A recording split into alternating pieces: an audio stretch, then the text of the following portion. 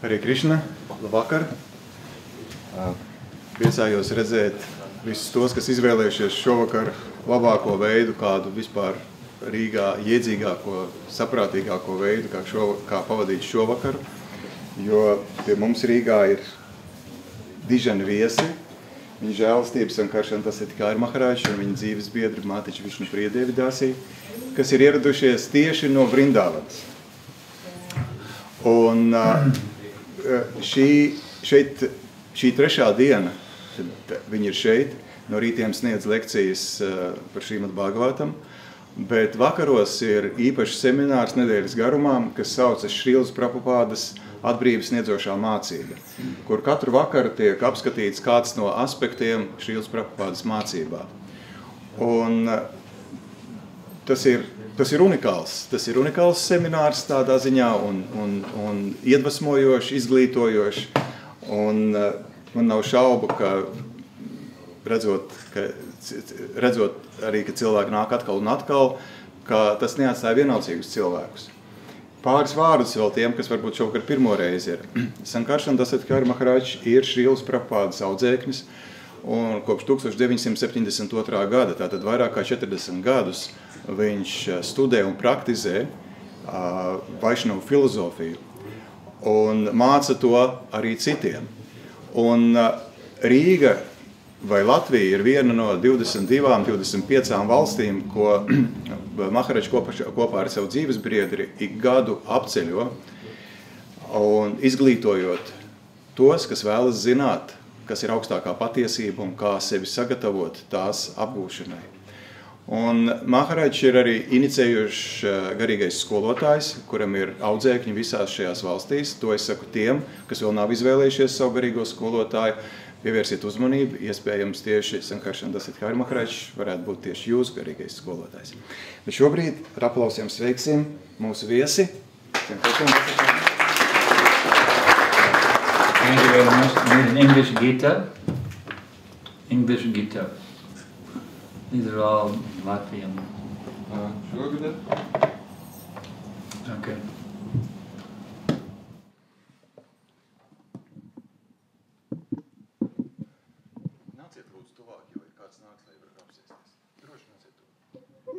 Yeah, you can come sit right here. Yeah. Come right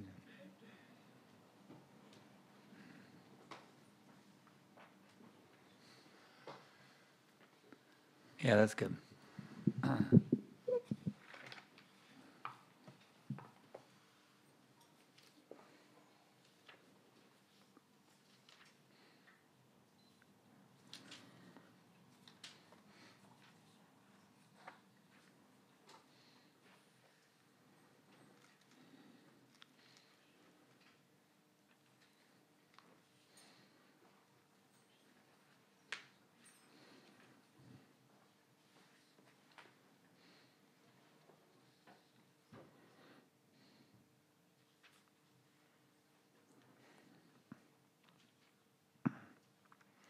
Vandeham Shri Guru Shri Jata Parakamanam Shri Gurun Vaishnavamscha Shri Rupam Sagrajatam Sahagana Raganatanvitam Tam Sajivam Sadaitam Savadutam Parijana Sahitam Krishna Chaitanya Devam Shri Radha Krishna Badam Sahagana Lalita Shri Vishakanvitam Sha Nama Om Vishnu Padaya Krishna Prestaya Bhutale Srimate Bhakti Vedanta Swaminiti Namine Namaste Sarasvate Deve Gauravani Pracharine Nirvishesha Shunyavadi Paschatya Deshatarine. So, we have been asked to do a series of the importance of the teachings of Srila Prabhupada. The importance of the liberating teachings of Srila Prabhupada is our seminar topic we're doing all week. Veselu nedēļu mūs lūdz, lai mēs veicam šeit novadām semināru par Šrīlas Prabhupādas atbrīvojošo mācību. So, why should liberation be of interest? Kāpēc atbrīve? Kāpēc par to ir interese? Because at the present moment we're not liberated. Tāpēc, ka šobrīd mēs neesam atbrīvoti. At the present moment we're slaves. Pat labāk mēs esam vergi. Slaves of our material senses. Un mēs esam savu materiālo māņu vergi. And because of that slavery, we're being forced to take birth after birth in this material world. Un dēļ šīs verdzības mums ir atkal un atkal jāpiedzimst šajā pasaulē. Therefore, the teachings of Srila Prabhupada are the most important thing in our lives. Un tāpēc mūsu dzīvē Šrīlas Prabhupādas mācība ir pats svarīgākais. Because they teach us how to become liberated. Tāpēc, ka šīs mācības māca mums, kā kļūt brīviem. Instead of serving our material senses, we serve Krishna, the Supreme Personality of Godhead. Un tā vietā, lai kalpotu savām materiālajām maņām, mēs kalpojam Krišnam. Who is Krishna anyway? Nu, kas tad ir tas Krišna? He is God. Viņš ir Dievs. He is the source of everything that exists. Viņš ir avots visam, kas eksistē. We are all subordinate to him. Un mēs visi esam pakļauti viņam. He is our master. Viņš ir mūsu saimnieks. Whether we acknowledge it or not, Krishna is the master of everyone. Atzīstam mēs to vai nē, viņš ir visa saimnieks. Everything that we have is given to us by him. Viss, kas mums ir, tas mums ir viņa dots. Everything that exists is his personal property. Un viss, kas eksistē, ir viņa personiskais īpašums. Including us. Ieskaitot mūs pašus. We actually belong to Krishna. Patiesi, mēs piedaram Krišnam. We are the property of Krishna. Mēs esam Krišnas īpašums. Therefore, we are meant to engage in the service of Krishna. Un tāpēc mums ir jāiesaistās kalpošanā Krišnam. That will make us happy. Un tas darīs mūs laimīgus. Just as a fish cannot be happy when he's taken out of the water. Tāpat kā zivs nevar būt laimīgi tad, kad to izņem no ūdens. We, the living beings, cannot be happy when we are taken away from serving Krishna. Mēs dzīvās būtnes nevaram būt laimīgas, ja mums liedz kalpot Krišnam. Our modern day civilization is doing just that is taking us away from serving Krishna. Un modernā civilizācija dara tieši to, tā cenšas mūs atraut no kalpošanas Krišnam. The modern day civilization does not recognize Krishna as the supreme. Modernā civilizācija nesaprot, neatzīst, ka Krišna ir augstākais. Therefore, the modern day civilization is the greatest enemy of our happiness. Un tāpēc modernā civilizācija ir mūsu laimes lielākais ienaidnieks. We have to not take shelter of that material civilization any longer. Un mums nevajag meklēt patvērumu vairāk pie šīs materiālās civilizācijas. We have to take shelter of Krishna. Mums jāmeklē patvērums pie Krišnas. And of the devotees of Krishna. Un pie Krišnas baktām, kalpiem. This is the only way that we can be happy. Un tas ir vienīgais veids, kā mēs varam kļūt laimīgi. The first lecture we gave was on the importance of Srila Prabhupada. Pirmā lekcija bija par Šrīlas Prabhupādas nozīmi. He is the founder acharya of the Hare Krishna movement. Viņš ir Hare Krishnas kustības dibinātājs, known as ISKCON, the International Society for Krishna Consciousness. Kas ir zinām kā ISKCON, Starptautiskā Krišnas apziņas biedrība. He has written many volumes of books. Viņš ir uzrakstījis ļoti daudz grāmatas. Upon which our society is based. Un pamatojoties uz šīm grāmatām, mūsu kustība arī ir būvēta. He personally founded ISKCON in 1966. Viņš personiski nodibināja ISKCON 1966. gadā. And he wanted us all to be members of ISKCON. Un viņš vēlējās, lai mēs visi būtu ISKCON biedri. To work together as a spiritual family under the guidance of his teachings. Lai mēs darbotos kopā kā garīga ģimene, sekojot viņa mācībai. So this center here is one of the centers of ISKCON. Un šis centrs šeit ir viens no ISKCON centriem. And because this center is connected with Prabhupada's teachings, therefore this center is also very important. Un tā kā šis centrs ir saistīts ar Prabhupādas mācību, tad šis centrs arī ir ļoti svarīgs. Last night we spoke about devotee relationships. Vakarā mēs runājām par bhaktu dieva kalpu attiecībām. Because to be a part of ISKCON, you have to learn how to associate nicely with devotees. Tāpēc, lai būtu daļa no ISKCON, jums ir jāmācās, kā savā starpā jauki biedroties. By associating with devotees properly, then you can become very happy as a member of ISKCON. Un pareizi biedrojoties ar ISKCON biedriem, ar bhaktām, tad jūs kļūsiet laimīgi. We heard a story last night. Gopal actually brought one story, which we found out is an authorized story from the Bhakti Ratnakar by Narahari Chakravarti.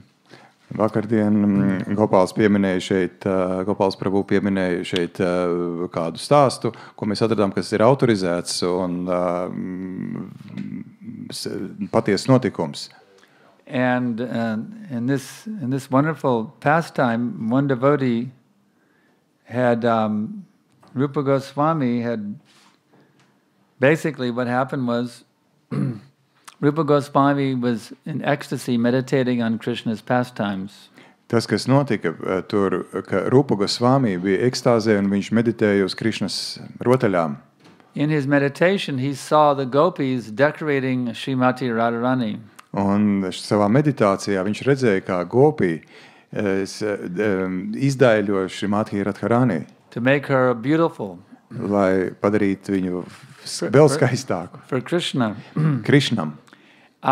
Krishna was watching this whole thing, and the gopis didn't. Only the gopis knew, and Radharani didn't know. Un Krishna Radharani aiz muguras vēroja visu šo te izdaiļošanas procesu, un gopi redzēja Krishnu, bet Radharani neredzēja Krishnu. So the gopis gave Radharani a mirror so she could see how she looked. Un tad gopi iedeva Radharani spoguli, lai viņa apskatās, kā viņa izskatās. And she looked in her mirror to see how they had decorated her face so nicely.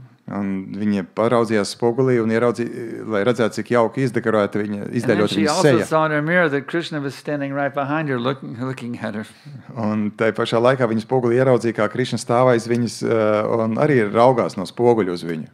And she felt very shy and embarrassed, and then she covered her face with her cloth. Un viņa apmulsa un aizklāja seju ar drānu.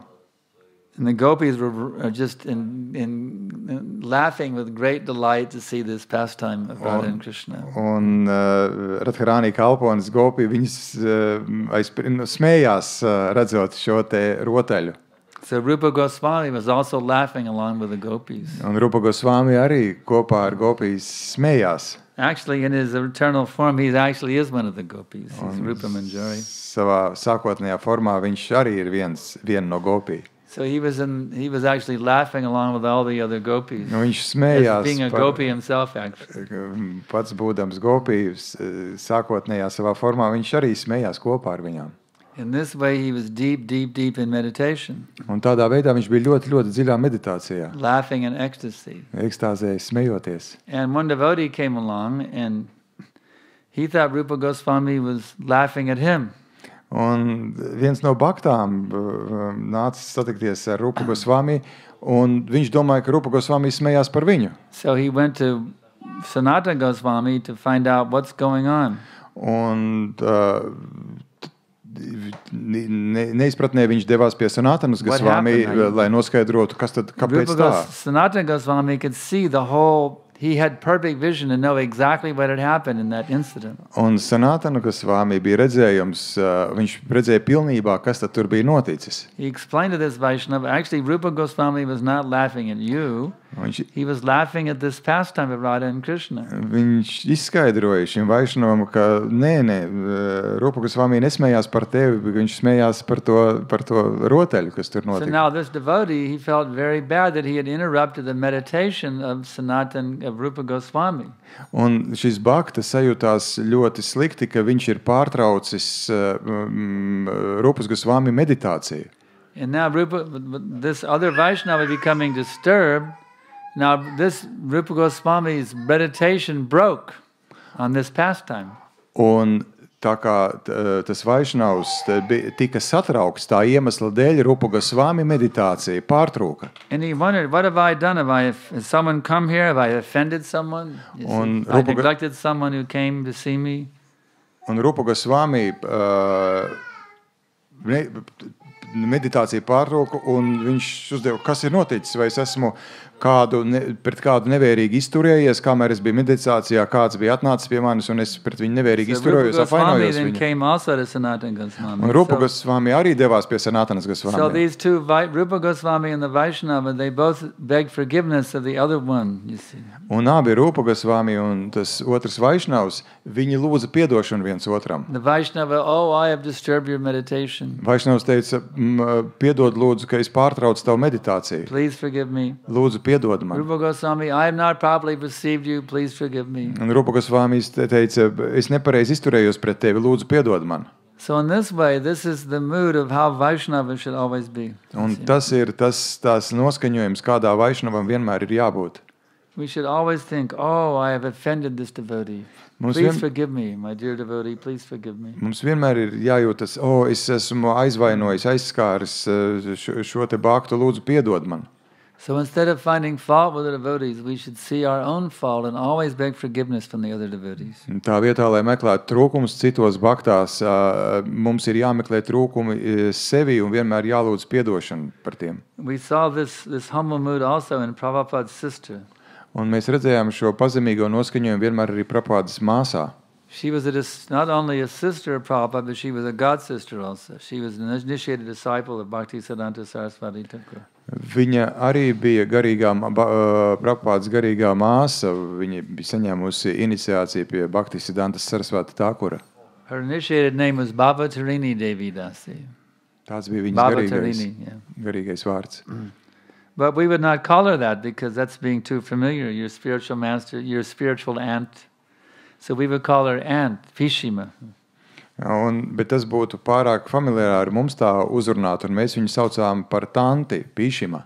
So she would come to Mayapur and she would stay and come often and visit in Mayapur when Prabhupada was there especially. Viņa regulāri apmeklēja Mayapuru, īpaši tad, kad Prabhupada tur bija. And she was so humble that whenever she would sit in one place, vienmēr, kad viņas atradās kādā vietā, when she would get up, she would wash that place with water that I am contaminated. So any place I sit, I have contaminated, and I have to wash that place after I get up. Pēc tam, kad viņa bija sēdējusi kādā vietā, viņa vienmēr to vietu nomazgāja ar tādu attieksmi, ka es esmu tik piesārņota, ka es esmu piesārņojis arī šo vietu. So this humble mood of feeling I am contaminated, I'm an offender against devotees, please forgive me. This is a very nice mood in which we can have very wonderful, sweet relationships amongst the devotees. Un šis te noskaņojums, ka es esmu tas, kurš ir piesārņots, es esmu tas, kurš aizvaino citus bhaktas, tas ir tas noskaņojums, kurā atrodoties mums var būt brīnišķīgi saldas attiecības ar citiem bhaktām. So that was the topic from last night's seminar. Tas bija vakardienas semināra tēma, tāda bija. So tonight we're going to look at sadhana bhakti. Un šovakar mēs apskatīsim tēmu sadhana bhakti. This is very important. Tā ir ļoti svarīga. This is bhakti in practice. Tas ir bhakti praksē. Now when you achieve perfection of bhakti, then bhakti becomes automatic, it becomes spontaneous. Kad jūs sasniedzat bhakti pilnību, tad bhakti vienkārši notiek automātiski, spontāni. That's called raga bhakti. To līmeni sauc par raga bhakti. Or prema bhakti. Vai prema bhakti. It's just natural, spontaneous. Tas ir dabiski un spontāni. Like the gopis and Radharani, they're in raga bhakti. Tā kā, piemēram, Gopi un Radharani, viņas ir raga bhakti līmenī. But as long as there's even a slight tinge of material desire in the heart, one cannot perform raga bhakti. Bet, ja ir kaut mazākā nokrās materiālo, kas norāda uz materiālajām vēlmēm, cilvēks nevar būt tādā līmenī. There's two kinds of people who eat. Ir divi veidi cilvēki, kas ēd. Healthy people eat. Veselīgi cilvēki ēd. And sick people also eat. Un slimi cilvēki arī ēd. The healthy person can eat anything. Veseli cilvēki var ēst jebko. And he's okay. Un viņiem viss būs kārtībā. He can have fried foods, he can have sweets, he can have ice cream. Viņi var tur ceptu ēst un saldu un saldējumu. But a sick person, he has to be on a very, very restricted diet. Bet slimam cilvēkam jāseko ļoti stingrai diētai. So, right now we are sick, spiritually sick. Garīgā ziņā mēs pat labāk esam slimi. We are polluted with lust, Mēs esam piesārņoti ar iekāri, anger, dusmām, greed, alkatību, madness, trakumu, illusion, ilūziju and envy. un nenovīdību. So we require to follow the rules and regulations of sadhana bhakti. Un tāpēc mums ir nepieciešams sekot sadhana bhakti ierobežojumiem. We have to restrict ourselves from sense enjoyment. Mums ir jāierobežo sevi no maņu baudām. At the present moment, we are addicted to material sense enjoyment. Dotajā brīdī mēs esam atkarīgi no šīm te maņu baudām. We want to gratify our tongues. Mēs vēlamies apmierināt savus mēlis, We want to gratify our genitals. savus ģenitālijas gribam apmierināt, So we have to restrict these things. un mums tās ir jāierobežo. And in this way, we can become purified of our materialistic tendencies. Un tādā veidā mēs tapsim attīrīti no savām materialistiskajām nosliecēm. You see, the difficulty with this, the sense gratification is this. Un tā grūtība ar tām maņu apmierināšanu ir sekojoša. We're not these bodies. Mēs neesam šie ķermeņi. We're actually spiritual beings. Mēs esam garīgas būtnes. Therefore, we should only gratify these senses as much as we need to stay healthy. Tāpēc mums šīs maņas ir jāapmierina tikai tik tālu, lai būtu veseliem. If you go beyond that to try to get pleasure from your senses, then you're living in a state of illusion because I'm not actually the body. Ja jūs ejat tālāk un cenšaties apmierināt savas maņas caur saviem maņu orgāniem, tad jūs vienkārši esat ilūzijā, Do you jo jūs understand this neesat point? šis ķermenis. You're not that body. Saprotiet, jūs neesat šis ķermenis. So as long as we try to get our pleasure through this body, we're living in a state of illusion. Tātad tik ilgi, cik mēs vēlamies sasniegt kaut kādu prieku, baudu caur ķermeni, mēs esam ilūzijā. So sadhana bhakti is that system, that scientific, practical system that will bring us out of that illusion. Un sadhana bhakti ir zinātniska sistēma, kas palīdz mums atbrīvoties no šīs ilūzijas. That will awaken our divine consciousness, Un kas atmodina mūsu dievišķo apziņu, our Krishna consciousness. mūsu Krišnas apziņu. So sadhana bhakti is described very carefully and perfectly in the Bhagavad Gita by Lord Krishna. Kungs Krišna sadhana bhakti ļoti perfekti un detalizēti apraksta Bhagavad-gītā. Engage your mind always in thinking of Krishna.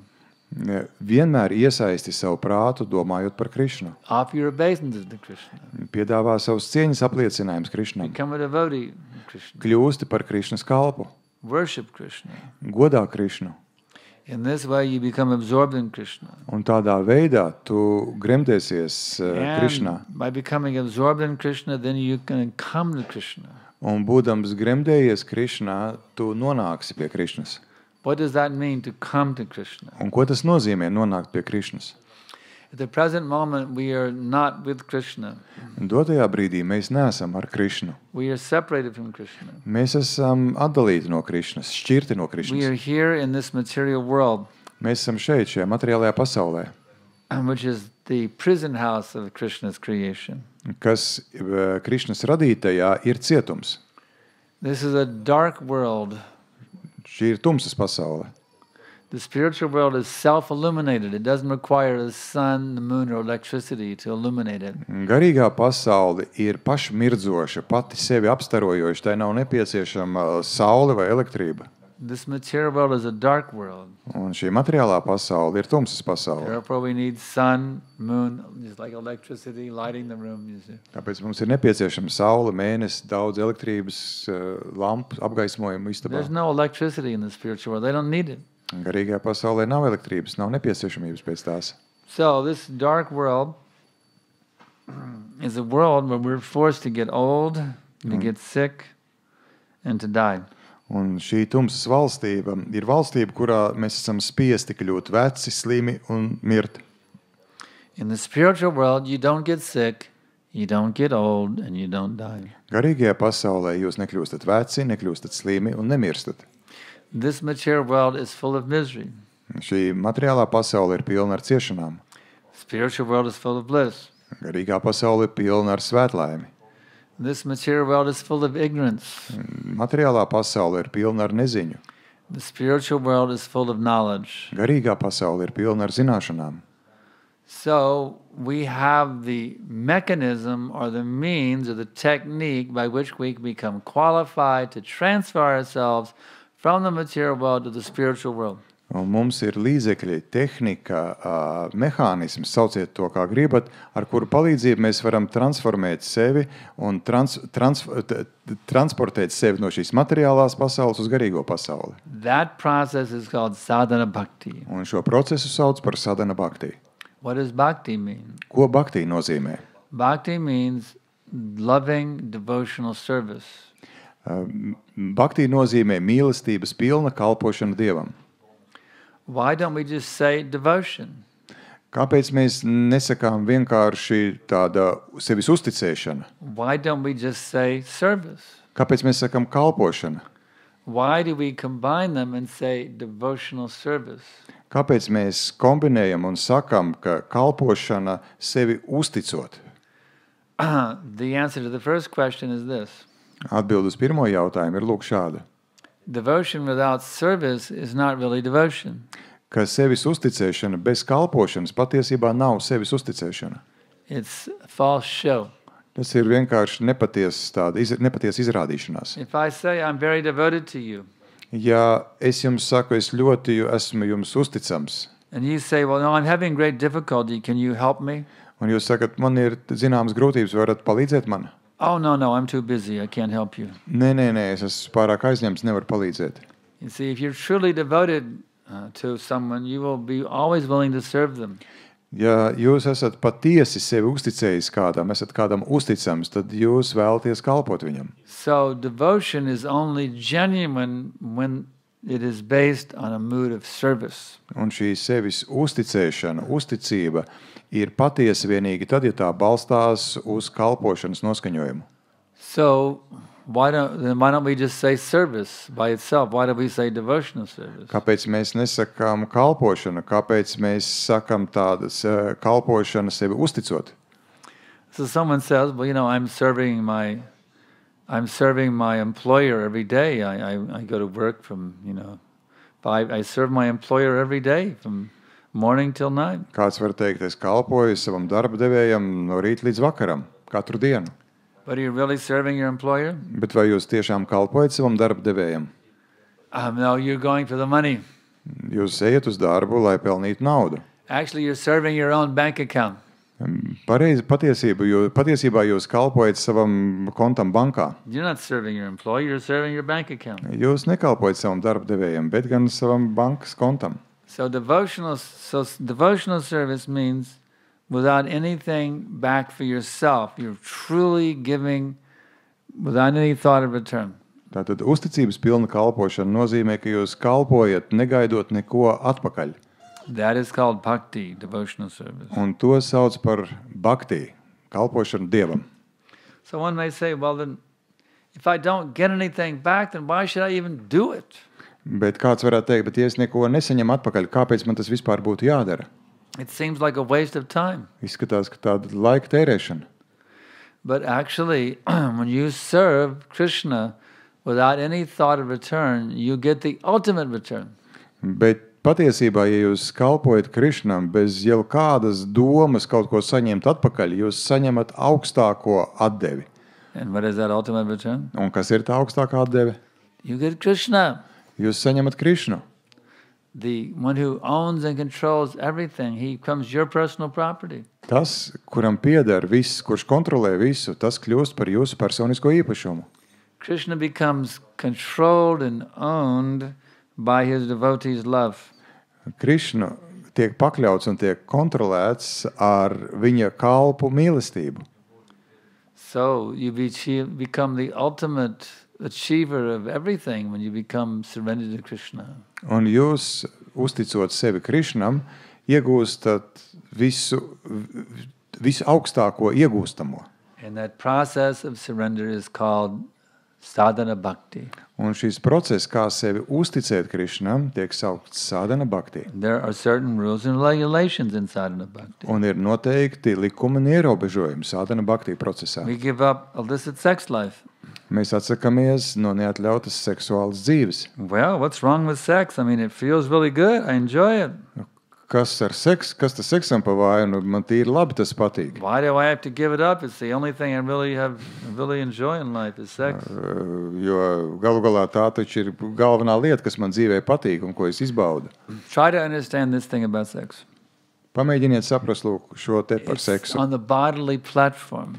Tas ir, seks balstās uz ķermeniskas tādas izpratnes. Try to remember you are not that body. You're not a man and you're not a woman. It's just a covering of the actual self. It's not the actual self. Centieties atcerieties, jūs neesat ne vīrietis, ne sieviete. Tas ir vienkārši pārklājs, kas pārklāj jūsu patieso būtību, šis ķermenis. So any pleasure that you are going after, any pleasure you try to achieve, which is based on your body, is false pleasure. Tātad, jebkura bauda, ko jūs cenšaties iegūt, pēc kā jūs tiecaties un kas notiek caur ķermeni, ir nepatiesa That body bauda, is not you.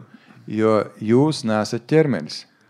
And therefore, sex, those on the path of sadhana bhakti only use sex for producing Krishna conscious children. That's all. Un tāpēc tie, kas iet sadhana bhakti ceļu, viņi izmanto seksu tikai tad gadījumos, lai tā rezultātā ieņemtu bērnus Krišnas apziņā.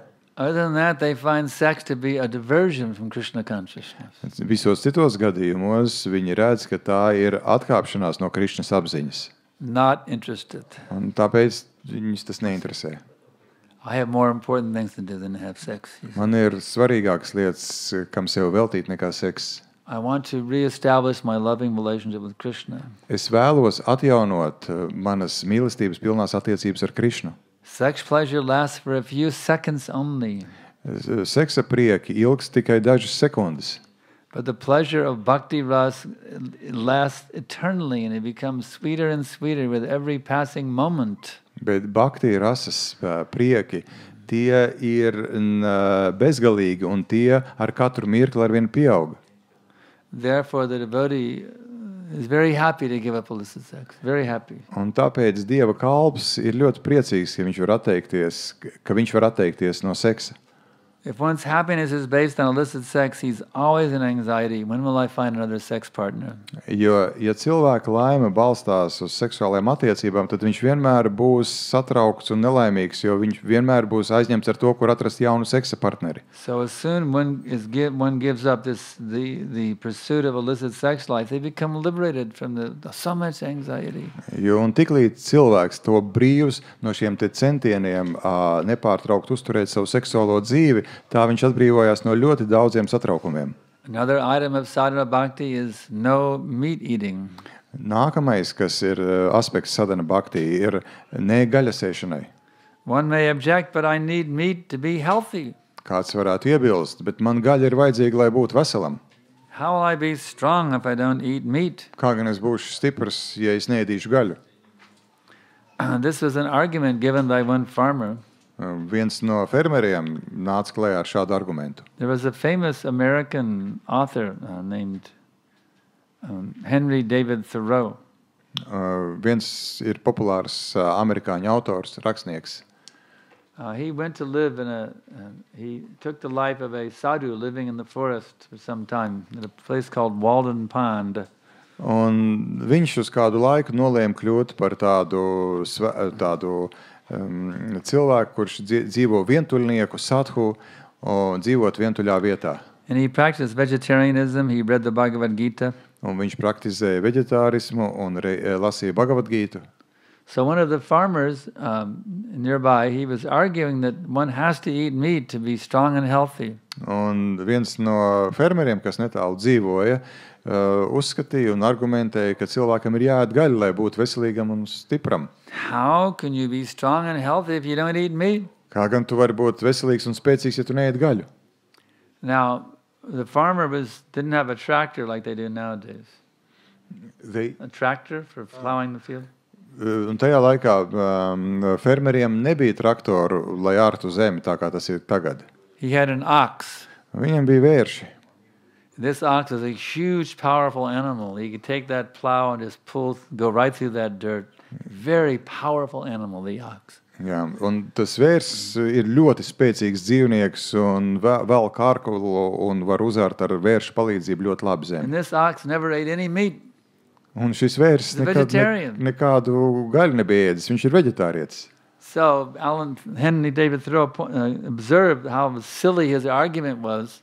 Here he is standing with his ox saying you have to eat meat to be strong. And his ox is more powerful than any human being. And he's a vegetarian, you see. Un tas amerikāņu rakstnieks teica, apsties, cik muļķīgs tavs arguments. Tu runā par to, ka ir jāēd gaļa, bet blakus tev stāv vērsis, kas daudz spēcīgāks ir par cilvēku, un viņš ir tas vērsis veģetārietis.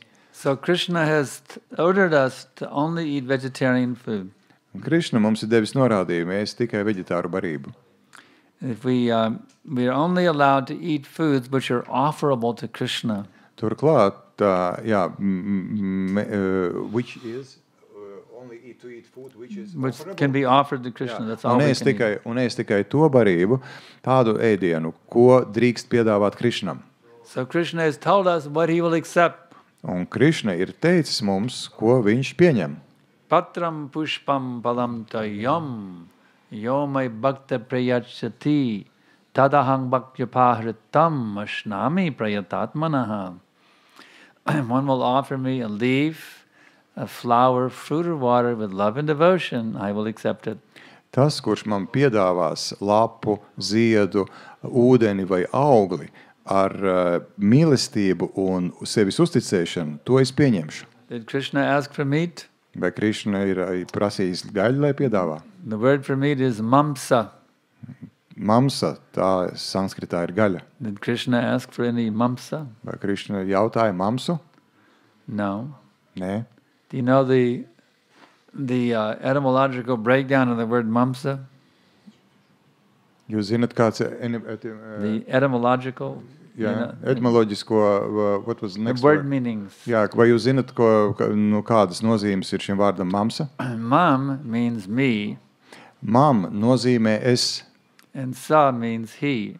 Un sa nozīmē viņš. So meat is actually me, he. Un gaļa nozīmē es viņš. Me eating he. That's called meat. Tātad es ēdošais viņu. Tas sanskritā tā tulkojās gaļa. The Vedic injunction is this. Un vediskais norādījums ir lūk kāds. Me eats he and then he eats me. Ka es ēdu viņu un tad viņš ēd mani.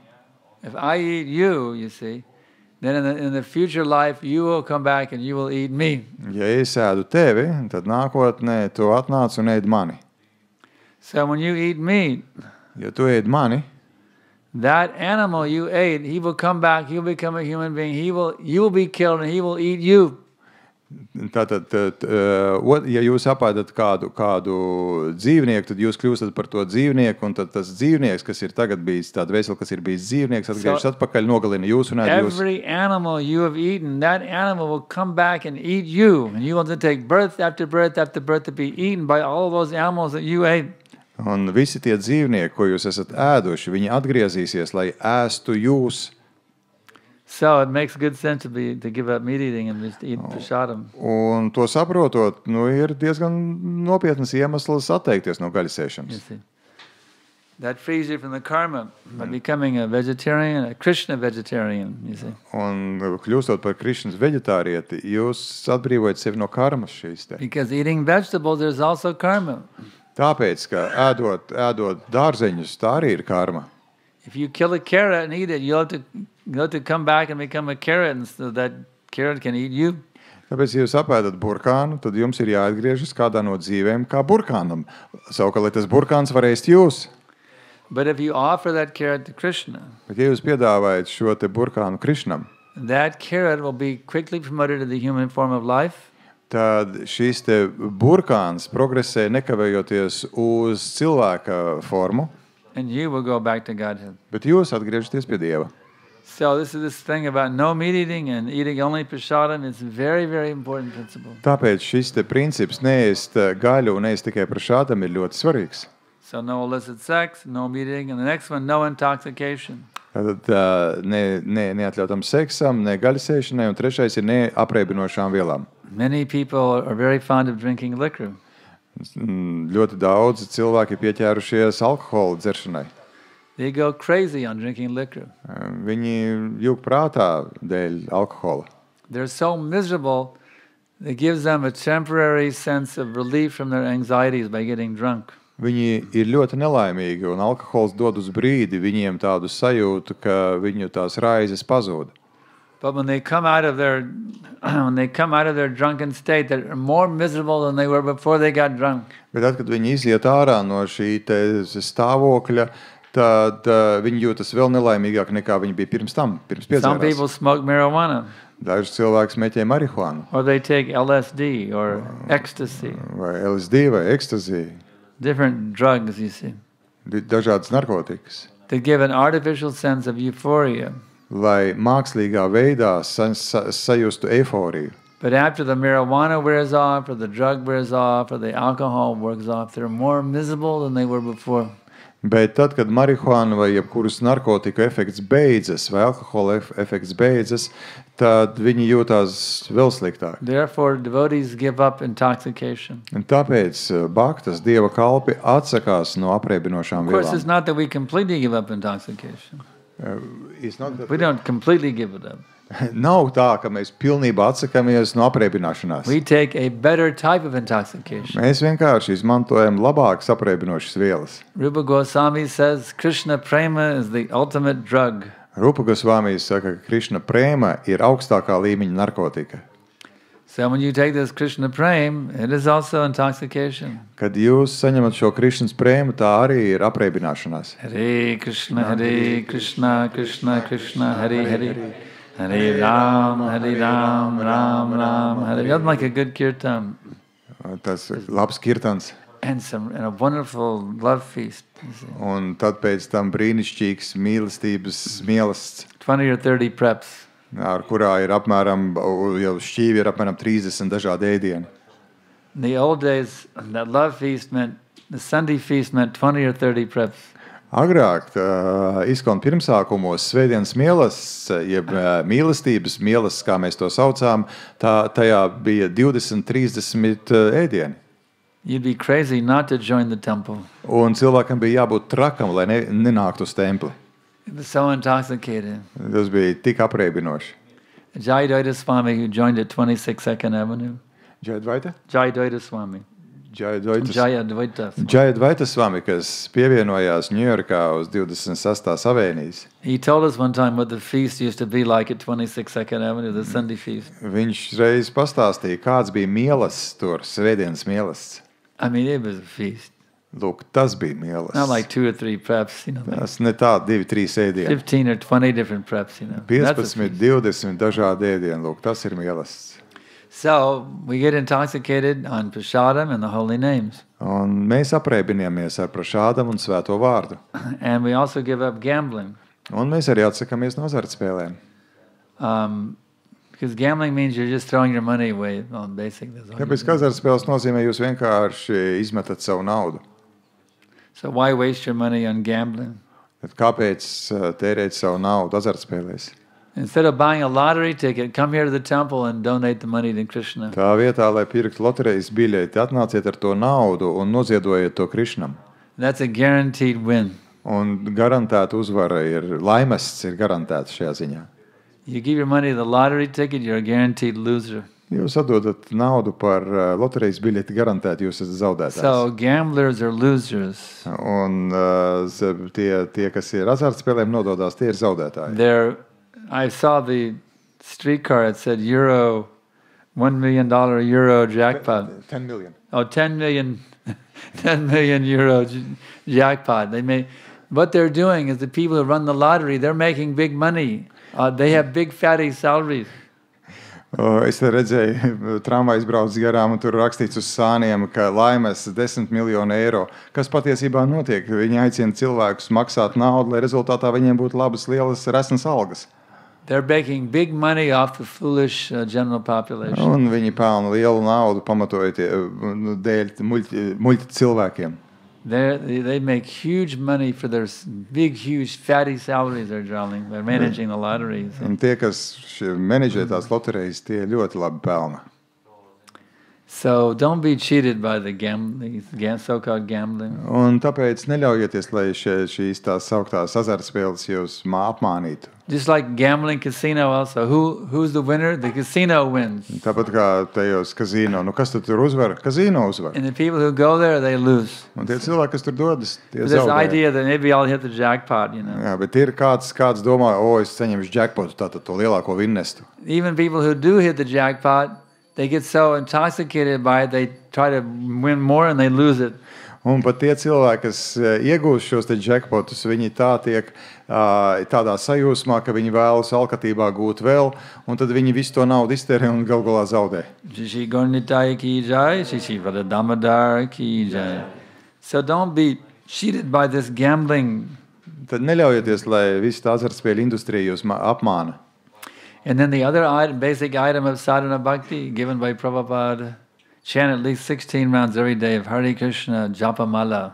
Un vēl viena lieta, ko ir Šrila Prabhupāda devis, vismaz ir jāskandē vismaz 16 apaļi Hare Krishnas mantras uz krelītēm. Is this some concoction of Srila Prabhupada? Vai tas ir kāds Šrilas Prabhupādas pašizdomājums? That he's imposing some austerity upon us? Ka viņš uz mums izvirza kādas askēzes. No, this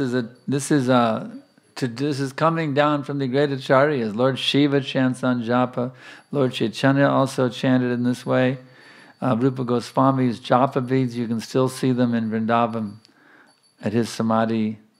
Nē, mēs redzam, kā diženas personības ir džapu skaitījuši kungs Šiva, kungs Čaitaņa, Rupas Gosvami džapu mēs vēl varam tagad redzēt Vrindavanā. This japa is a way of purifying our consciousness. Džapa ir domāta, lai attīrītu mūsu apziņu. Prasadam is the diet and japa is the medicine. Un prasādam tā ir diēta un džapa ir zāles. So by taking the japa very seriously, Pieņemot džapu ļoti nopietni, on a regular daily basis, ikdienu, you will gradually develop a taste for the holy name. Jūs pakāpeniski jums radīsies un attīstīsies garša pēc svētā vārda. That holy name is Krishna himself. Un svētais vārds ir pats Krišna. So as you develop a taste for the name, you're automatically developing a mood of bhakti towards Krishna. Un attīstot šo garšu svēto vārdu, jūs attīstat automātiski bhakti noskaņojumu. So therefore one should take this japa very seriously. Un tāpēc cilvēkam jāpieņem džapa ļoti nopietni. So these are the basic items of sadhana bhakti. Un tātad tie ir galvenie sadhana bhakti aspekti. Another essential principle given by Rupa Goswami. Nākamais būtiskais princips, ko ir devis Rupa Gosvami, Adau Garashvayam. In the beginning, the first step in sadhana bhakti is to take shelter of a bona fide spiritual master. Pirmais solis sadhana bhakti ceļā ir pieņemt patvērumu pie patiesa garīgā skolotāja. This is beautiful. Tas ir brīnišķīgi. This is wonderful. Tas ir lieliski. When you take up bhakti, you're not on your own. Tad, kad jūs pieņemat bhakti, jūs neesat pats par sevi. You have your own personal mentor. Jums ir pašam personiskais audzinātājs. You have that person who's taken the responsibility to deliver you back to home, back to Godhead. Jums ir cilvēks, kurš uzņemās atbildību atvest jūs atpakaļ uz mājām. So you take instructions from your spiritual master. Jūs saņemat norādījumus no savu garīgā skolotāja. How to advance in the path of sadhana bhakti. Kā progresēt uz sadhana bhakti ceļa. Krishna describes how one should associate with his guru. Un Krišna apraksta, kā cilvēkam ir jāveido attiecības ar savu guru. In Bhagavad Gita chapter 4, text number 34. Bhagavad Gita 4. nodaļas 34. pants. Tadvadi pranipattena pariprashnena sevaya upadekshanti te jnanam jnaninas tattvadarshinaha.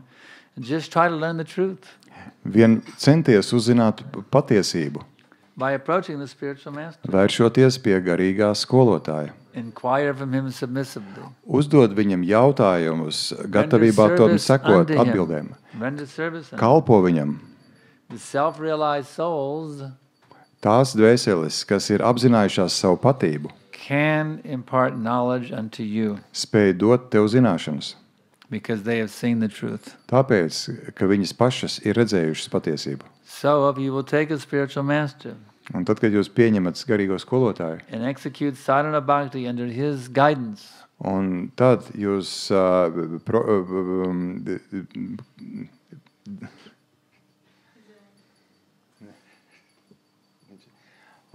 veicat sadhana bhakti procesu saskaņā ar viņu norādījumiem, you will perfect it. jūs kļūstat pilnīgāki. You will graduate to raga bhakti to prema bhakti, Jūs veicat ceļu no raga bhakti līdz prema where bhakti, Krishna consciousness is just automatic. kur Krišnas apziņa ir automātiska. But now we have to struggle. Bet pat labam mums ir jācīnās, The senses are demanding sense gratification. jo jūsu maņas pieprasa, lai jūs tās apmierinātu. They're like naughty children. Viņas ir kā palaidnīgi bērni. You have to say, no, you can't have it. Nē, jums jāsaka viņiem ir, jūs to nedabūsiet. You have to engage in Krishna consciousness. Jums ir jāiesaistās kalpošanā Krišnam. And this way, gradually, you'll become perfect. Un tādā veidā jūs pakāpeniski sasniegsiet pilnību. So, are there any questions? Vai ir kādi jautājumi? Yeah.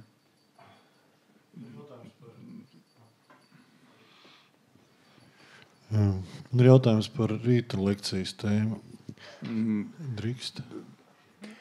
Pareizi būtu, ir šī lekcija. Vispirms lūdzu jautājums par šo lekciju. Labi. I asked, he has a question regarding the morning's class, and I asked first questions regarding this subject matter. If there's no questions Vai ir, regarding this class, then we'll take them. ja nebūs jautājumi par šo tēmu, tad jā. Any questions Vai jums ir jautājumi par šo te tēmu? regarding sadhana bhakti? Par sadhana bhakti.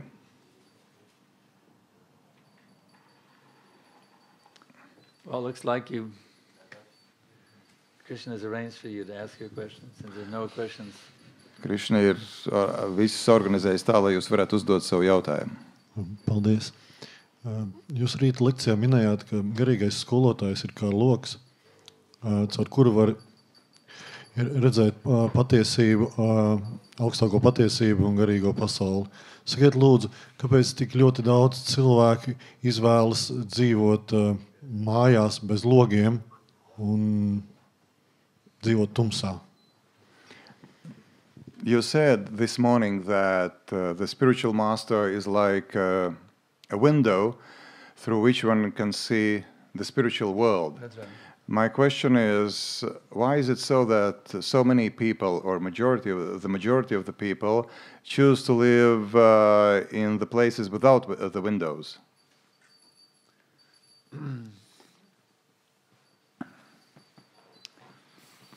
So, why do people choose to remain in the darkness? Kāpēc cilvēki vēlas palikt tumsā? They are conditioned to think that that is real happiness. Apstākļi ierobežo viņus domāšanu, viņi domā, ka tā ir patiesā laime. The great Greek philosopher Plato gave an example in this connection. Un grieķu filozofs Platons sniedz sekojošu piemēru. There was some men tied down, actually were chained to the rocks in a cave. Vīri bija grupa ar vīriem, kas bija ar ķēdēm piekalti alā pie klints. And some other men who were keeping them prisoner, they were making a shadow display on the wall of the cave. Un viens cits vīrs, tas, kas viņus turēja par ieslodzītajiem, tātad bija viņus ieslodzījis, tad uz otras sienas rādīja tādu ēnu spēli. So all these imprisoned men could see in their whole life was a shadow display dancing on the wall of the cave. What like they can The prisoners, yeah. all they could see was this shadow display on the wall of the cave. Un viss, ko varēja redzēt tie ieslodzītie, bija tās ēnu spēles, kas tur notika uz alas sienas. But one prisoner, he was able to escape from his chains. he wandered out of the cave into the daylight. Bet viens no ieslodzītajiem viņam izdevās izmukt, un viņš no tās tumsas, no alas tika ārā gaismā.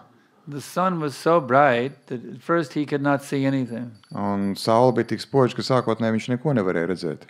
But then gradually he adjusted to the daylight and he could see everything. Bet pakāpeniski acis pierada, un viņš jau varēja redzēt And he notiekošo. realized how much those prisoners were being exploited in the cave and cheated. Un tad viņš saprata, kādā veidā tie cilvēki, kas bija ieslodzīti tajā alā, tika mānīti, eksploatēti. So he went back into the cave to try to release those other men who were kept there as prisoners. Un viņš atgriezās tajā alā un mēģināja atbrīvot tos pārējos, kas tur tika turēti kā ieslodzītie. He told them there's something beyond this cave. There's a beautiful world full of colors and beautiful scenery and rivers and trees and mountains and all varieties of foods and wonderful fruits and flowers and vegetables. And he told them of the wonderful world that was out there.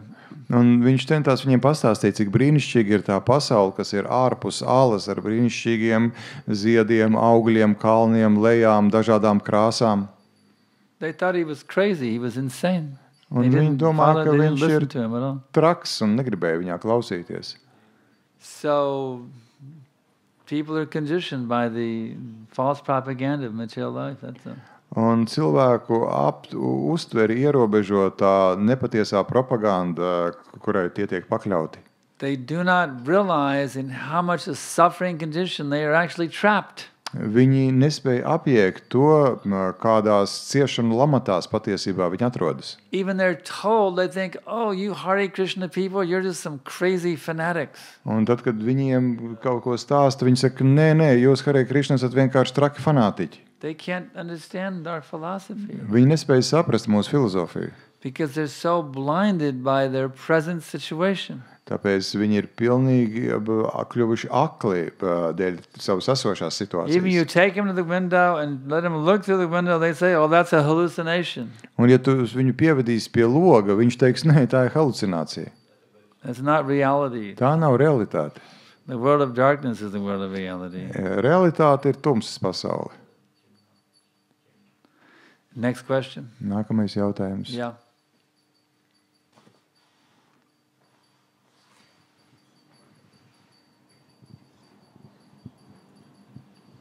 Харе Кришна. Любовь живет в сердце живого существа, или это дар Божий, и по мере очищения любовь появляется в сердце, или это просто милость Кришны? Jautājums ir par mīlestību, vai mīlestība ir jau cilvēka sirdī, vai tā ir Dieva dāvana, un vai attīroties mīlestība izpaužas, vai tā ir Krišnas žēlastība. The love in our heart, is it something natural, or it is a gift given by Krishna? And during Both. this process of cleansing, when we purify our hearts, that love, that original love manifests. Is it natural process, or is it just the mercy of Krishna? Both. Abi. Your natural tendency is to love. Jūsu dabiskā nosliece ir mīlēt, That is the gift of Krishna. un tā ir Krišnas dāvana. So both things are true. Abas lietas ir not- patiesība. It is just the gift of Krishna. Tas ir vienkārši, tā ir vienkārši But you have Krišnas dāvana. originally been, by your very nature, you have been gifted with the innate tendency to purely love Krishna and all living beings. No savas pēc savas dabas jums ir dota dāvana no Krišnas patiesi viņu mīlēt. You already have it. Jums tā jau ir šī dāvana. Simply by the mercy of Krishna, you already have that loving tendency. Simply it is temporarily covered. That's all right now. Un pateicoties Krišnas žēlastībai, jums jau ir šī te nosliece. Vienkārši tā šobrīd ir apklāta. Next question. Nākamais. Любовь, она расширяется по мере служения? And there is another just addition to this question. Vai mīlestība kalpojot kļūst plašāka? By the process of devotional service, does this love expand? Yes, of course. In other words, right now it's in our conditioned state, it's reduced down to practically insignificance. Jā, protams, šobrīd, kad mēs esam apstākļu ierobežoti, tad tā ir praktiski nenozīmīga. But as soon as you take up sadhana bhakti, it starts to grow and expand. Bet tikko jūs sākat praktizēt sadhana bhakti, tā sāk kļūt arvien lielāka. Yeah. Next question. Nākamais jautājums. All right. You're pointing, who, Devi? Her hand was next, okay. Pasniedziet, lūdzu, mikrofonu tur. Тулит, подождите, пожалуйста. Харе Кришна, расскажите, пожалуйста, поподробнее вот о садхане, об интоксикациях. Вы только упомянули алкоголь и наркотики. Является ли интоксикация вот, слушание музыки, посещение там, дискотек, магазинов, кофе, чай, ведение бесполезных разговоров и все такое подобное. Jautājums ir, vai vairāk par intoxikācijām lūdzu pastāstiet, vai arī, piemēram, mūzikas klausīšanās, veikala apmeklējums, kafijas dzeršana, tukšas sarunas arī ir intoxikācijas veids. Could you kindly elaborate more on the subject on intoxications? Can we say that, for instance, can we call useless talks, visiting discotheques, listening to mundane music also as a type of intoxication? Yes, it is also a type of intoxication, yeah. Jā, tas ir apreibināšanās veids. Yeah. So we have our Krishna conscious music. Mums ir Krišnas apziņas mūzika. It is much better. Un tā ir daudz labāka. Mundane music makes you lusty. Laicīgā mūzika tā padara jūs, sekmē iekāri jūsos. Krishna conscious music liberates you from lust. Bet Krišnas apziņas mūzika atbrīvo jūs no iekāres. Next question. You had a question, yeah. Jautājums, kāpēc ir atļauts lietot pienu? Ļoti grūti saprast, ja es redzu, kā viņš tiek ražots, kā govs cieš. The question is about milk. Seeing how cows are suffering, I can't understand why it is allowed to use milk.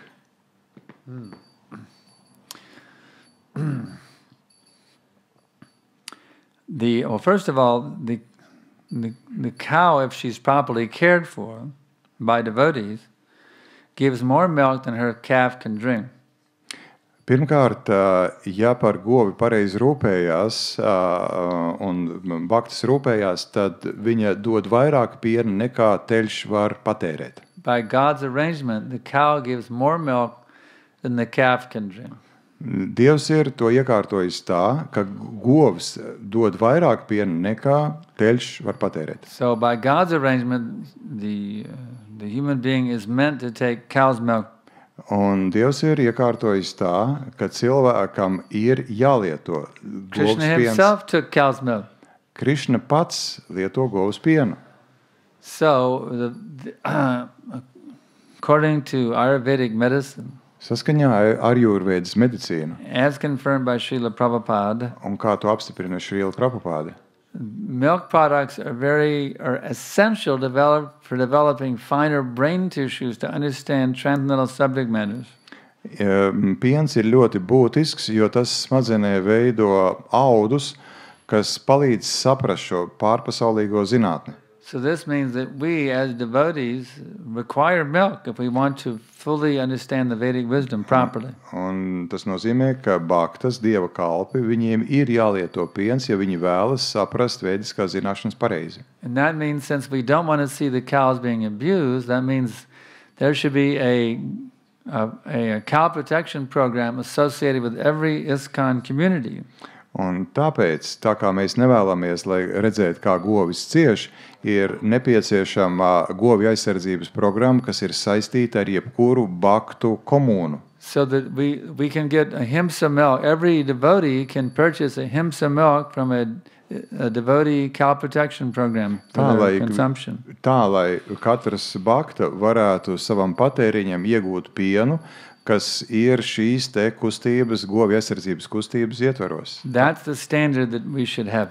Tas ir standarts, kuram būtu jābūt. We shouldn't have to buy milk from the non-devotees. Mums nevajadzētu pirkt pienu no nebaktām.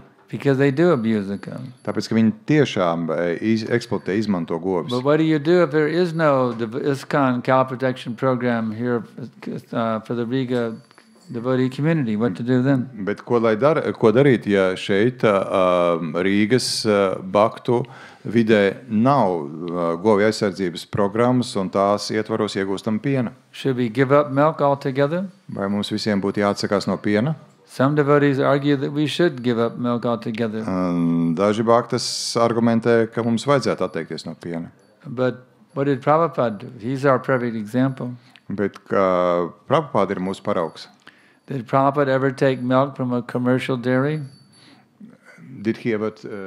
Did Prabhupada ever drink milk from a commercial dairy? Vai kādreiz Prabhupada ir dzēris pienu, kas ražots komerciālā ražotnē?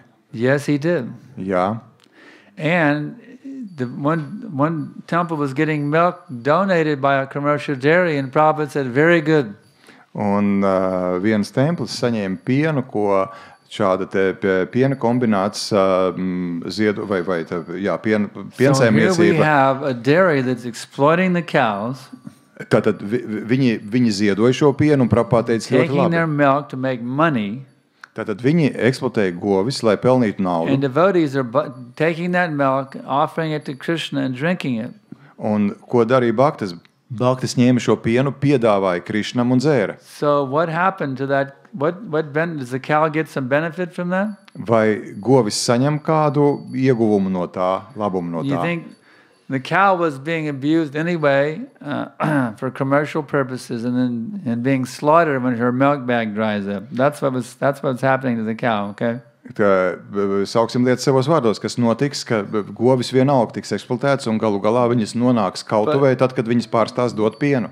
But what if in the middle of her abuse some of that milk was offered to the deities? Bet, ja šīs te eksploatācijas ceļā daļa no šī te piena tiek piedāvātas dievībām, kas tad? That cow gets the benefit of rendering devotional service to Krishna. Šī govs gūst labumu par to, ka viņa ir iesaistījusies kalpošanā Krišnam. So actually, even though ideally we should only take milk from the ISKCON cow protection programs, if there is no cow protection program, then we're benefiting those cows that are being abused by the karmis by giving that milk to the deities. Un, lai gan ideālā veidā būtu tā, ka mums būtu jādzer piens, kas tiek iegūts no govīm govju aizsardzības programmas ietvaros, ja tas tā nav, tad mēs dzeram pienu, kas no komerciālām piensaimniecībām, un tādā veidā sekmējam to, ka vismaz šīs govis, govi piens iesaistoties kalpošanā piedāvājumā Krišnam, šīs govis gūst labumu. So Prabhupada told us we need to drink milk. And he also told us we need to offer milk sweet to the deities. Un viņš tad Prabhupada mums deva norādījumu, ka mums jādzer piens, un otrs viņš norādīja, ka mums jādzer piens, kas ir piedāvāts dievībām. And Prabhupada himself took milk from commercial dairy. Un Prabhupada pats dzēra pienu, kas iegūts komerciālās piensaimniecībās. Therefore, the arguments of devotees who are promoting veganism within ISKCON are very weak arguments. Un tāpēc tie bhaktas, kas mēģina propagandēt vegānismu, ir tie argumenti ļoti vāji. We are not vegans. Mēs neesam vegāni. We are Krishnatarians. Mēs esam krišnieši. A vegan will not develop proper brain tissues for understanding Vedic knowledge. Vegāns nevar attīstīt pareizes smadzeņu audus, lai saprastu vediskās zināšanas. We're not vegans, we're Vedans. Mēs neesam vegāni, mēs esam vedāni. There's vegan and Vedans. Yes. We're Vedans, those who understand the Vedas. Un we're Vedans, not vegans. Vedāni, tie, kas saprot Vedas. So a vegan is an Avedam. He doesn't understand the Vedas. He can't fully understand the Vedas. Vegāns nevar pilnībā saprast Vēdas. So therefore, even though we respect the vegans for trying to help the cows, we respect you for that. We don't follow your pathway. Lai gan mēs cienām un respektējam vegānus par to, ka viņi cenšas aizsargāt govis, mēs nesekojam viņu ceļam. Because it's not the pathway that Prabhupada showed us. Tāpēc, ka tas nav tas ceļš, ko mums rādīja Prabhupada. Although we respect the vegans and for their stand, their moral stand against the abuse, we applaud them for that moral stand. Kaut gan mēs aplaudējam vegāniem par viņu morālo nostāju šajā jautājumā. But we have a higher level understanding of how to engage the cow in Krishna's service. They do not have that understanding. Mums ir augstāka izpratne par to, kā iesaistīt govis kalpošanā Krišnam, un šīs izpratnes viņiem nav. Next question. Nākamais jautājums.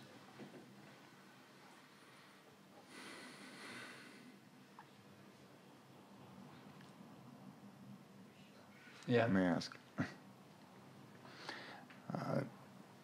I know that you have told us many times when you were young you were a musician. And I believe that then you enjoyed that being a musician. Mm-hmm. Nowadays you also are a musician and we can see how you enjoy being a musician. Mm-hmm. Could you tell us kindly about the difference of enjoyment then and now? Yes. I'll translate my question. Yes. Jautājums ir, mēs zinām, ka skolotājs ir jaunībā bija ļoti populārs un atzīts mūziķis. Un es ticu, ka viņš tad guva prieku un baudu no tās muzicēšanas. Un tagad mēs redzam, ka viņš arī muzicē, un mēs redzam, kā viņš gūst prieku no tā. Un mans jautājums, ar ko atšķirās tā bauda un tas prieks tad un tagad? Just like when I was a musician, one time there was two famous bands back in the early days in the U.S. They were called the Grateful Dead and the Jefferson Airplane. Amerikā bija Grateful Dead un Jefferson Airplane, tajā laikā super populāras grupas Amerikā. So at one concert, I played between them. Sang some songs between the Grateful Dead and the Jefferson Airplane. Un vienā no koncertiem es spēlēju pauzē starp šīm divām supergrupām. And the crowd roared with delight at my music. They loved it. Un pūlis sajūsmā auroja. Viņiem ļoti patika mana mūzika. So that was very enjoyable. Un tas bija, es ļoti izbaudīju to. But it didn't last. Bet tas nevilkās ilgi. It was for a few seconds only. Tas bija tikai dažas sekundes. So material. And then there was also and then sometimes people would say how much they hated my music, and I was very, very miserable then. Bet bija pietiekami daudz arī cilvēku, kas teica, kā viņiem riebjas mana mūzika, un kā viņi ienīst manu mūziku, un tad es jūtos ļoti nožēlojami. When you sing for material reasons, sometimes you'll be happy, sometimes you'll be miserable. Kad jūs dziedat materiālu motīvu vadīts, dažkārt jūs esat priecīgs, dažkārt nelaimīgs.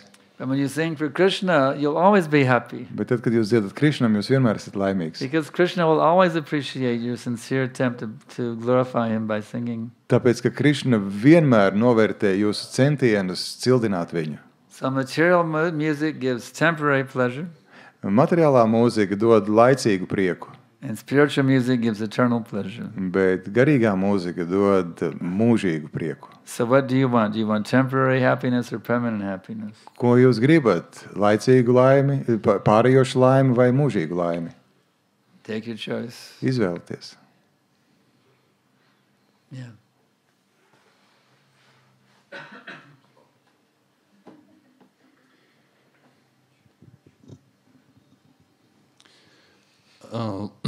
Es atklāju, ka man ir bailes uzticēt sevi Krišnam un Guru, tādēļ, kad pastāv iespēja, ka varbūt man būs jādara kaut kas cits, ko man patīk darīt tagad. Un tas varētu būt, man nav pārāk talanti, bet es domāju par citiem cilvēkiem, ja viņiem kāda talanti, kaut kas ļoti sanāk, patīk darīt, vai to pašu vajadzēs kaut ko citu darīt, vai varēs kaut kā iesaistīt to kā kalpošanu Krišnam, vai kad uzticēs sev Krišnam Guru, tad tas būs jāatmet tāds bailes. I'm afraid to surrender myself to Guru and to Krishna because I'm afraid that when I do that, I might be asked to do something I don't like to do, but there are some things I like to do. And my question is, when one surrenders to Guru and Krishna, should one get rid of things he likes to do? No. I still sing music. Nē. I Lūk, still sing kirtan. es joprojām dziedu. Es joprojām dziedu kirtanus. I play musical instruments. Es spēlēju mūzikas I instrumentus. sing. I didn't give that up. Es dziedu. Es neesmu atmetis to, But I do it for Krishna. bet es daru to Krišnam. You know, Krishna guidance doesn't mean give up. It means offer everything to Krishna, and that's what it means. Krišnas apziņa nenozīmē atsakies. Krišnas apziņa nozīmē visu piedāvāt Dievam. Spiritual master likes to see his devotees happy. Garīgais skolotājs priecājas redzot savus skolniekus So he will priecīgus. take your talent, he will engage that in Krishna's service. Un viņš paņems jūsu talantu un iesaistīs to kalpošanā Krišnam. Next question. Nākamais jautājums.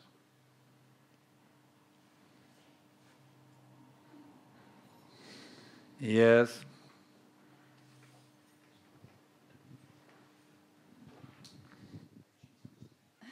Я могу похвастаться. У меня голос прорезался только когда я прихожу в храм. Дома я так не пою. Я пыталась, но священные гимны, когда начинаю петь или воспевать святые имена, откуда-то появляется голос. Это просто удивительно. Так что давайте, ребята, пойте. She said, I just can confirm that naturally at home I can't sing, but when I'm here, somehow voice, I can hear that I have a voice, and it's a fact that when you do it for God, then your talents become even better. Oh, yeah. That's right. Any talent you engage in the service of Krishna, it gets better and better and better and better and better. Katrs talants, ko jūs veltāt Krišnam, kļūst arvien labāks un labāks. Krishna reciprocates with your attempt to glorify him by using your talents in his service. Krišna atbild jums ar to, ka uz tiem jūsu centieniem viņu cildināt ar savu talantu. Viņš atbild jums ar to, ka viņš iesaista vēl vairāk jūs tajā. By making you even more talented. Padarot jūs vēl talantīgāku. If a businessman wants to give big money to Krishna, ja biznesmenis vēlas iedot lielu naudu Krišnam, Krishna will give him the intelligence how to become more and more wealthy, tad Krišna dos viņam saprātu, kā kļūt arvien bagātākam. etc. Un tā tālāk. Yeah. Tad vēl viens bailes ir, kad ir teikts, ka kam Krišna izrāda īpašu žēlastību, viņš visu atņem. And another fear I experience is knowing that it is said that if Krishna wants to show his special mercy, he takes everything off. Yeah. Why are you so scared? Bet kāpēc jūs tā baidaties? You can lose everything. You can lose everything anyway. Jūs vienalga visu zaudēsiet. You shouldn't be so scared. Par to nevajadzētu gan baidīties. But I'll let you in on an insider's secret. Es jums pieredzējuši cilvēku noslēpumu pateikšu. For those who are full of material desires, Un tiem, kas ir pilni ar materiālajām vēlmēm, Krishna fulfills their material desires. Krišna piepilda viņu materiālās vēlmes. For those who want to become devotee but are holding on to the material desires, Tiem, kas vēlas kļūt par baktām, bet viņus tur materiālās vēlmes, Krishna rips everything away. Krišna visu atņem. But for those who have no material desires, want to use everything for Krishna, Bet tiem, kam nav nekādu materiālo vēlmi un kas vēlas he visu gives them izmantot Krišnam, everything to use in his service. tad Krišna dod viņiem visu, lai tie to izmanto kalpošanā viņam. So just come to the liberated platform. Tad vienkārši pacelieties uz šo te atbrīves līmeņu. And Krishna will give you the whole world to engage in his service. Un Krišna jums piedāvās visu pasauli, lai to iesaistītu kalpošanā viņam.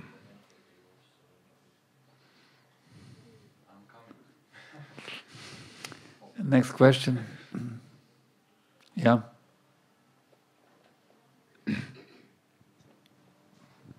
Hari Krišna, sakiet, kā var atšķirt ilūziju no intuīcijas, jo reizēm esmu spiesta pieņemt kaut kādu lēmumu, un es nevaru saprast, vai es pareizi jūtu, kad vajadzētu tā vai šā viņu pieņemt. Un ir tā, ka intuīcija reizēm pieviļ, reizēm nē. Un tad kā atšķirt, vai es esmu ilūzijā, vai tomēr intuīcija mani nepievils? Sometimes I have to make decisions, and when I don't know what to do, I have, let's say, intuition, or another one would call it illusion, and I never know, is it intuition or it is illusion. Are you initiated? Vai jūs esat iniciēti? You should ask your spiritual master. Jums jājautā garīgiem skolotājiem. We studied that this morning in the prayer book. To mēs šorīt studējām komentārā. An advanced devotee, he can be directly dictated from within by Krishna within the heart. Tas, kas ir jau attīstījies bhakta, progresējis bhakta, viņam norādes nāk no sirds. But a neophyte, he can't be sure whether it's the super soul or just his own imagination. Bet neofīts nevar zināt, vai tā ir virsdvēsele vai viņa iedomas. So you have to consult with your spiritual master. Tad jums ir jāprasa padoms garīgiem skolotājiem. That's the injunction. That's what Prabhupada says. Take the dictation from the guru, the spiritual master.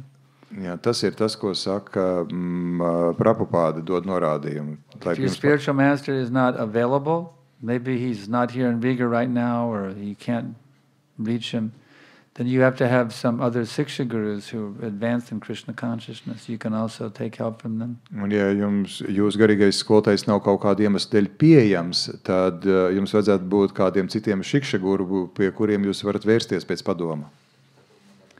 But somebody who knows the mood of your spiritual master can guide you properly according to his mood. That's what you need. Bet īpaši tas, kurš zina jūsu garīgā skolotāja noskaņojumu, tas vislabāk varēs jums dot norādījumus.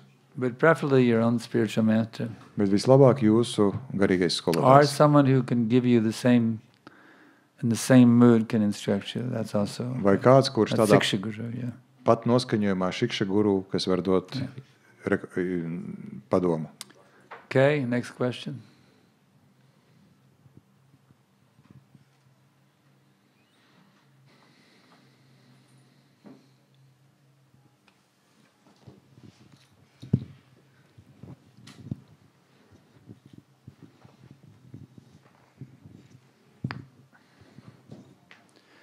Hare Krishna.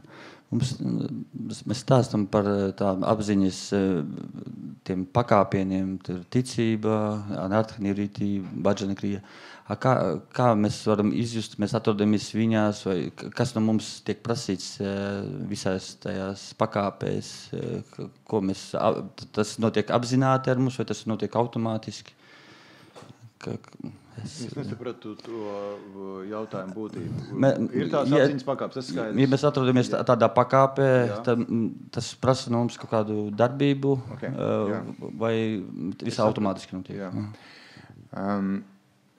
We have heard about different levels of consciousness to bhakti, to reach the level of bhakti. But my question is, how can we know at which level we are, and does that particular level requires from us certain activities, or it happens automatically? Yeah, if you don't know what level you're on yet, if you're not sure what level you're on, that means you haven't achieved anarthanivritti yet.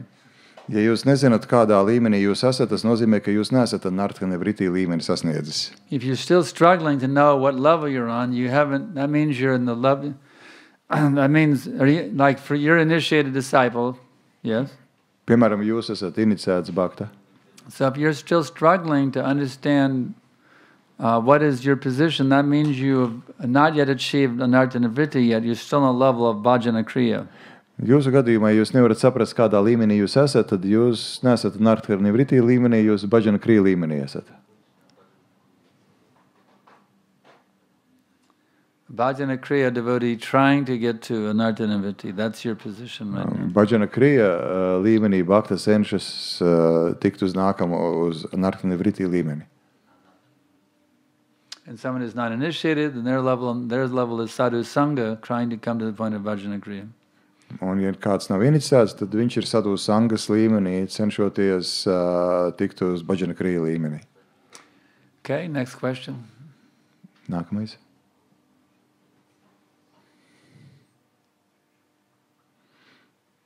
Everyone satisfied now? Visi ir apmierināti šobrīd, Happy? laimīgi. Feeling did you learn something? Vai Who, jūs, who felt they learned something tonight? kas jūt, ka ir kaut ko iemācījies šovakar? Some of you didn't raise your hands. Daži no jums nepacēla rokas, So, but most of you did. That's good. bet lielākā daļa pacēla. Tas labi. We can announce these now. This is in English, so I don't know. This is obviously not for everyone because my disciples here in Riga haven't done it, and for my Lithuanian lecture, my Latvian lectures yet. But if you speak English, we have the all blissful pathway to Paramahamsa consciousness CD. We have Grahastha Life CD, and we have Ultimate Self-Realization CD. For just any donation, just give any donation. There's no set price, but they're available. You can come up, and who will manage this? Sankirtan, you can manage this. Tā kā visi šie diski ir angliski, es domāju, tie cilvēki, kas ir angliski saprot, un kam tas varētu būt domāts, tie tad arī saprat. Anyone would like a CD, you can go to Sankirtan Das. Dažādi semināri par dažādām tēmām, un par jebkādu ziedojumu jūs varat saņemt šeit. So we thank you all very much. Paldies visiem! Srila Prabhupada ki jai. Sadhana Bhakti ki jai. His Grace Shriman Sankarshan Das Adhikarit Maharaj ki jai.